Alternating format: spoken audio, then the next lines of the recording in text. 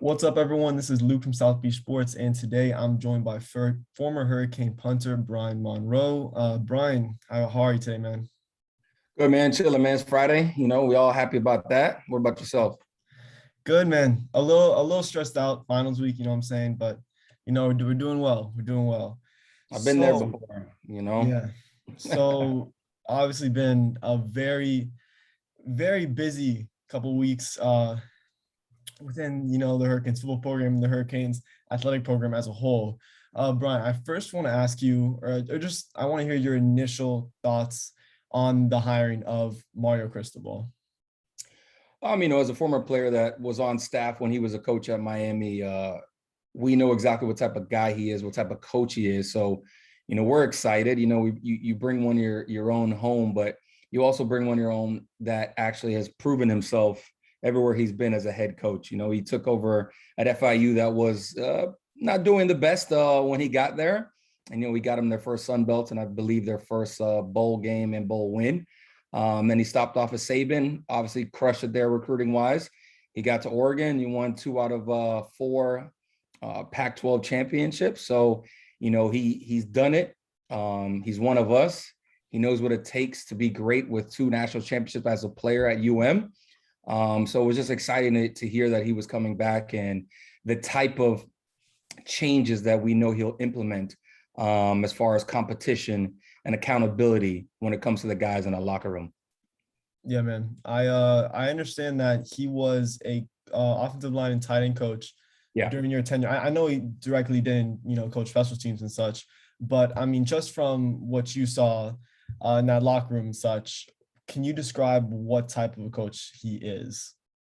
Passionate, fierce, straight up. He's going to be some tough love. He's going to be honest, and he's going to be a father figure. Everything that he says, it's truly him. It's not just like lip service. That's how he is. And there's a reason why so many dudes speak so highly of him that one, we're in locker rooms with him, that got coached up with him, played with him, because that's how Cristobal is. He had an open door policy. Even though if you weren't his position coach, you can go and ask anything, whether something was bothering you, whether something practice, whatever, you could go in and chat it up. And then he was just one of the dudes, man. Like he was super chill, super cool. But when it comes to ball, it's business. And you got to love that about him. Yeah. So on a scale of, let's say, we have Nick Saban on one end of the scale, very authoritative, someone who will, really get after you if you miss an assignment, up 6 touchdowns. And then on the other end of the scale, you have someone like Manny Diaz, someone who is, I want to say, more catering towards their players, and that he isn't really the type to lash out or, reprimand his players during the game. Where would you say that Cristobal kind of lands on that scale? Saban all day. Well, because you look at it just this year, I don't know if you saw the game where, they put it all over social media when he had I think it was it's either a corner or safety or a return man made a big play and then spun the ball. And obviously they got the bad field position. And you saw him go over there, throw the headset, rip him, literally cursing him out.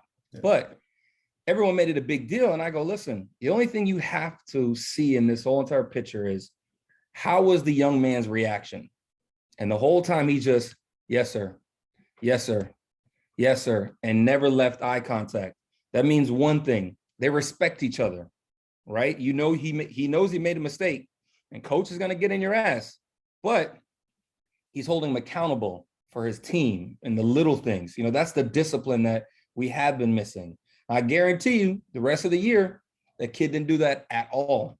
Okay. And that's the tough love that I think he's going to bring and that we need. You're going to get chewed out.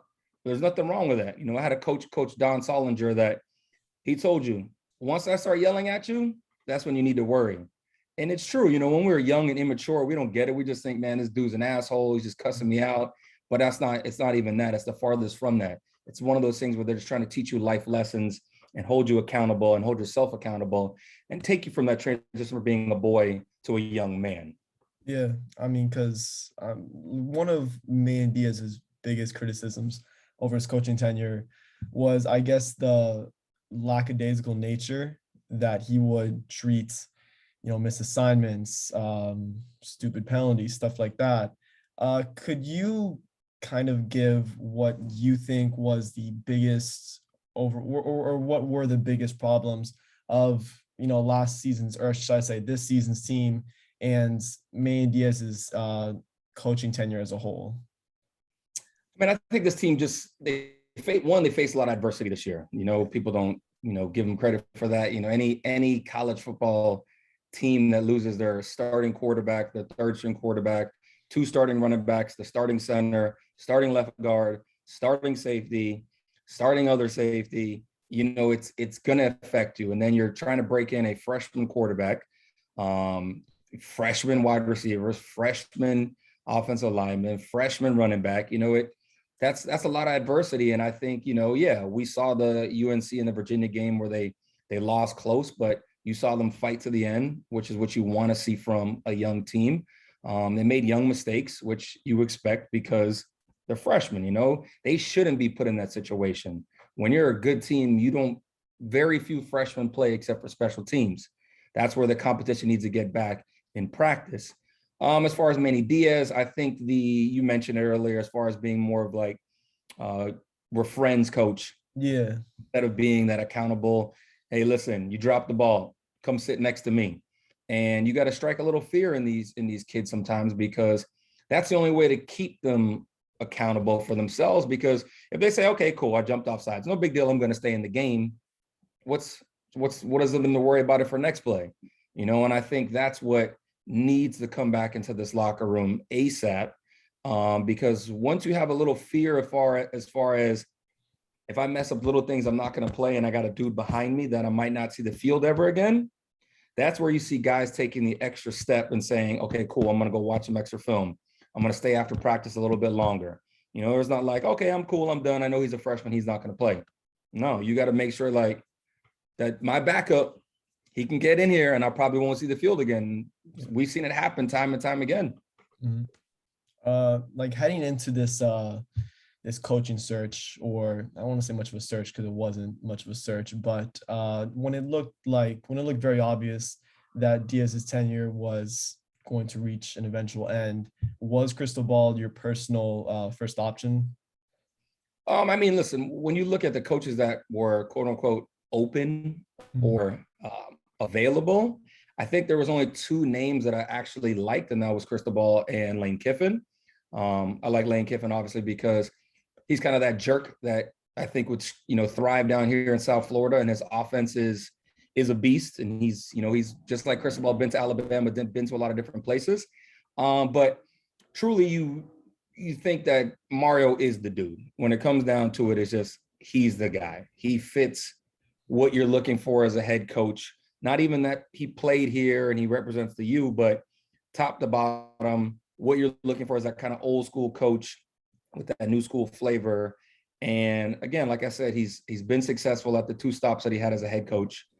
He's coached under the best college coach of all time, and he's learned a lot, and he's implemented into the programs that he's been to as a head coach, especially Oregon. So once I heard that name, I was like, all right, let's see if we can afford him, because that's our biggest thing ever. Can you write a check?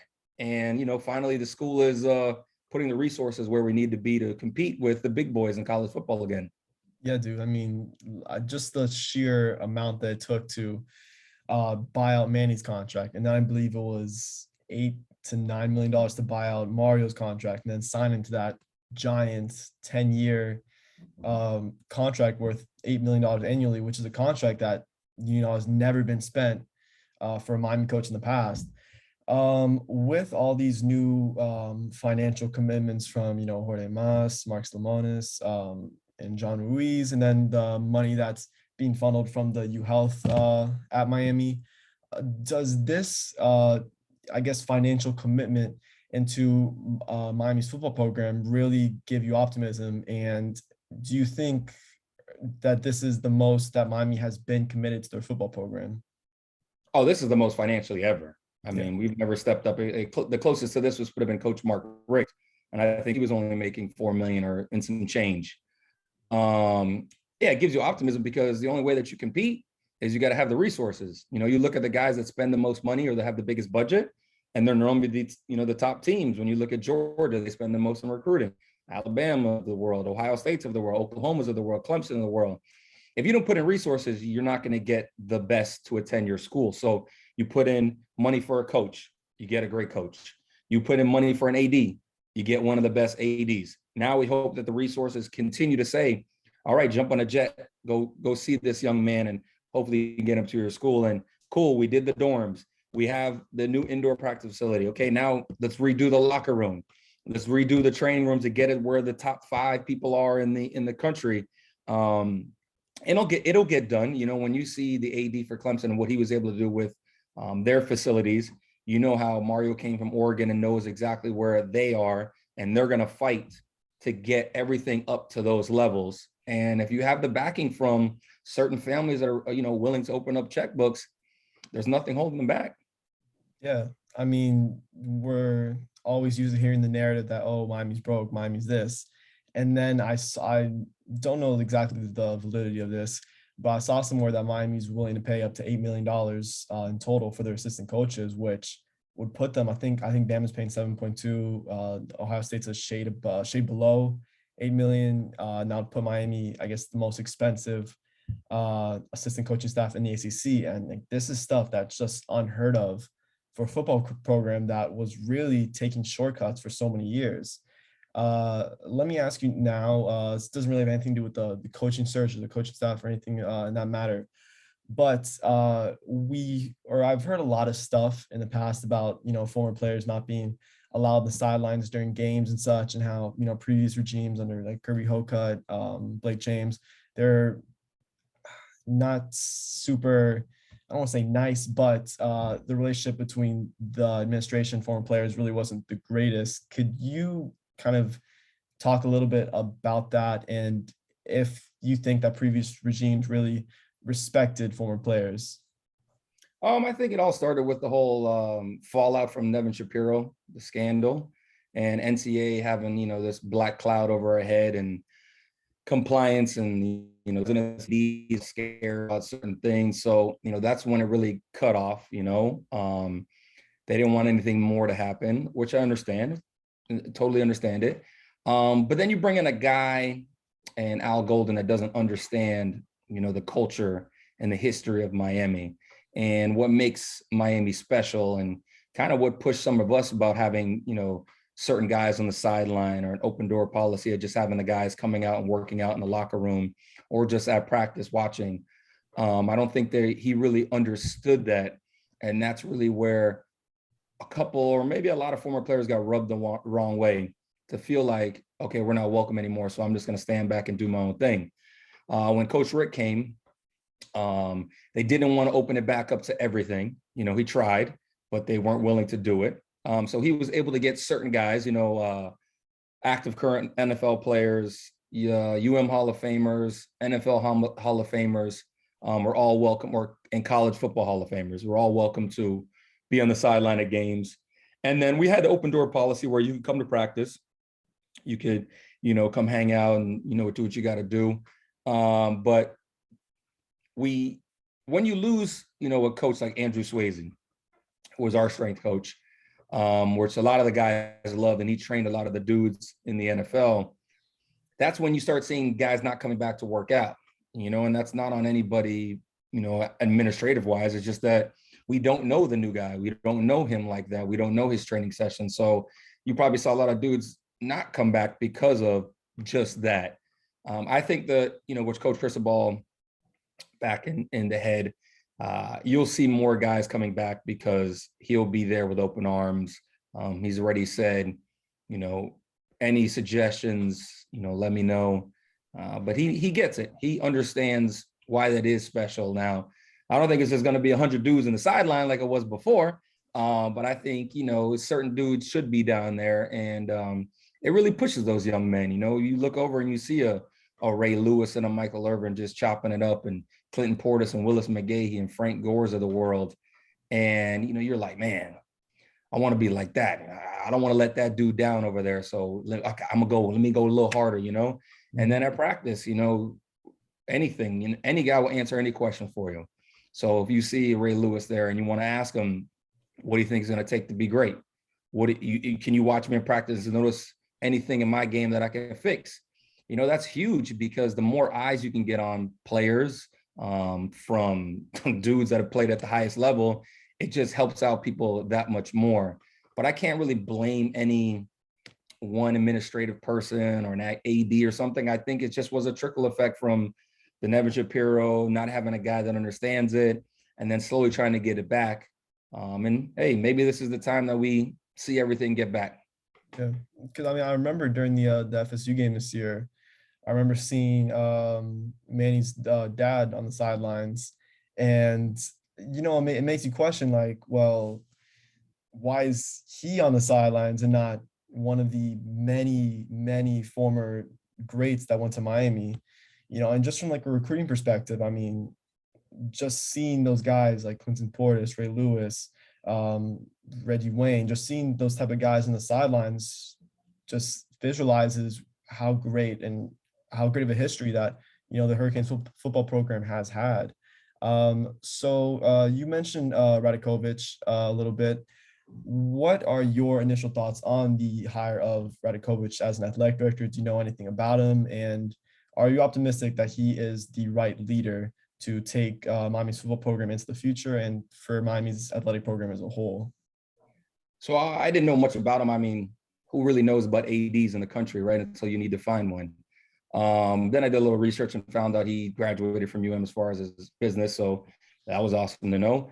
But come on, he works at Clemson and he's worked there for years. I think that's all you need to know when it comes to the ACC. You hear so many great things about him as far as from his peers and everyone else that's worked with him, what type of guy he is, how hard he works at fundraising, updating facilities.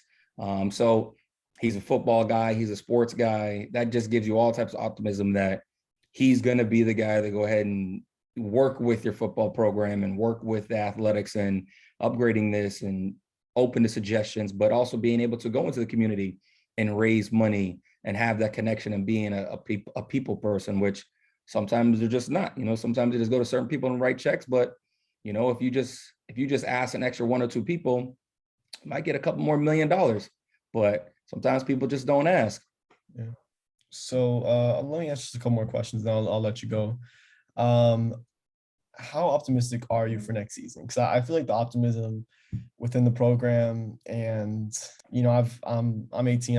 I've been a Canes fan since 2010, so I really haven't viewed or seen that much optimism within Canes football in my life. So just seeing all this on Twitter, it's nice. It's refreshing. So how optimistic are you headed into this season and into the future for Miami football? I'm a realist, right? So I'm always a realist. I work the radio and the pregame show, and everyone always calls me a hater and a doubter. But look, you got to look at your roster. You got to look at what you have. Coming into this year, I thought, okay, cool, we'll probably be a 3-loss team and compete for the ACC Coastal. We ended up being a 5-loss team with some adversity. You look at what we have moving forward. First and foremost, you have Tyler Van Dyke, which is going to be the best returning quarterback in the ACC and probably a top 5 quarterback in college football next year. Once you got a signal caller, everything else just falls into place. They got young skill positions coming back, young running backs that are great. Defensive wise, you got the secondary guys. They got to fill the linebacker position. If they don't fill linebacker position, it's going to be a tough year again. And then they got to find some depth at the defensive line. But the big thing about Cristobal coming in and Alex Marabella is that they're going to fix the offensive line and the defensive line. That's his bread and butter as far as Cristobal as the lineman. You're going to start seeing some big boys coming in. If you can protect Van Dyke a little bit more, the sky's going to be the limit. For me personally, I don't see why this team can't win the ACC Coastal next year. Pittsburgh loses Kenny Pickett. UNC most likely loses Sam Howell. Virginia Tech's going through a coaching change. Duke's going through a coaching change. It's just not Virginia Tech. And Virginia Tech to me is like, okay, is it Virginia Tech or is it Pittsburgh? Is it UNC? Those will probably be the teams that you have to worry about next year, but I don't see why we can't be the best team next year in the Coastal. And then you got Clemson, right? So Clemson will probably, this is their down year. They lost 3 games. They're going to probably bounce back because all those young dudes, like they had to face adversity, are going to be older. They're going to get some of their injured guys back, and they'll probably compete with NC State again in the Atlantic.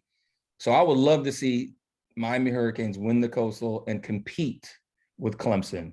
If you show me that you can compete with them, I'll be happy, because I feel like a lot of former players see the team and they don't compete. And that's the thing that's more disheartening. When you look at the Alabama game, they just get pushed around. You look at the Michigan State game in the fourth quarter, it's almost like they just kind of and they get pushed around. You just want to see guys compete. So for next year, win the Coastal, compete, build on the recruiting, maybe get some transfers in. And then that next year, that's the next year, that's the year you think, all right, we're going to have something. Yeah. I mean, so, I mean, I've tried to make the transition from an optimist, because I've been a huge optimist throughout. I mean, when you're young, you're naturally going to be more of an optimist. And now, Sure. you know, since I try to cover the team a little bit more, I guess professionally, I try to shift over to more of a realist point of view. But I mean, you look at the teams around the Coastal, Carolina, Pitt, a lot of teams are losing, you know, the quarterback, Sam Howell, Pickett. You look at Clemson. I mean, you mentioned how they're likely going to bounce back, but there's a lot of turnover when it comes to that coaching staff, a lot of question marks at quarterback. If Miami can really nail their staff, and we're hearing guys like Joe Brady and on the offensive side, we're hearing Schumann and Muschamp on the defensive side, just names that are being thrown around. And Miami has a real possibility to, you know, bounce back from what was a very disappointing season last year into possibly having a very nice season next year. So last question I'm going to ask you, and this is more pertainable to, you know, you as someone who was a punter and worked with the special teams unit. The special teams at Miami has been pretty bad for the past couple of seasons. There's been a lot of blame on the current special teams coordinator, John Packey. I'm fairly certain that he's not going to be there next year, just given how the unit has looked the past couple of years. From your point of view, as someone who was a punter, can you just summarize what's been wrong with that unit? From the outside looking in, obviously they did a great job getting Boyd Gallus to come over. You know, he won the Lou Groza, which is amazing. You got his brother here, so your kicker position is going to be sewed up for the next 3 years. You went and got, you know, the man amongst boys, Lou Headley, you know, to be your punter, which he did a phenomenal job, set all types of records at Miami. Should have won the Ray Guy last year. But when it comes down to special teams, it's about the return units, you know, and the punt block units, and it's been slacking for a while. And one or two things it can be, right? So you got bad coaching, as far as you'll see guys running down and they'll follow another player. You know, Coach Don Soliger was my coach, who's one of the best to do it. But I always say, if you can read your teammate's name on their back, you're in the wrong lane. So get the hell out the damn lane. And it's just little things like that, having coverage skills to make sure you guys have the right assignments. And then I was spoiled when I was at Miami. You know, we had starters that wanted to be on special teams. We had the best players that wanted to be on special teams. And then we also had some just crazy dudes that were on special teams that were phenomenal athletes. You know, like my gunners when I was in college was Antrell Roll and Sean Taylor. So, you know, it's not fair, you know? And then, you know, like our return men was Devin Hester and Sean Taylor. That's not fair. And then, okay, Roscoe Paris comes in, you know? It's a want-to, you know? Special teams is a want-to. Those guys have to be lunatics in that room. They're going to want to have to go down there and put their all in for that punt team or the kickoff coverage team. You're going to need some of those senior guys to step up and say, I want to be in this unit, right? Because this is going to help us in field position on defense or a big return. I think that, again, Cristobal will go get a guy that teaches the way that he wants to be taught, discipline, and have some competition. We literally had competition on kickoff teams with our guys, right? So we had Carl Walker, Jarrell Weaver, which they were backup linebackers. They were great.